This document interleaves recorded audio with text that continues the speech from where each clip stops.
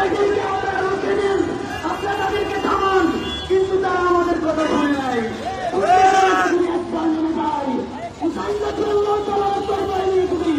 একবার মাঠে নেমে যায়, উদার আসমান সাক্ষী, উদার কসম, তারা তাদেরকে নিয়ে না দেওয়া পর্যন্ত ওই সুন্নিততা শান্ত হয়ে নাই। এবং ছাত্র শিবিরকে, জামাত শিবিরকে আমি হুঁশিয়ার করে বলতে চাই, এইখানে তোমরা স্তব্ধ হও, অন্যথায় আমরা ব্যবস্থা নেব।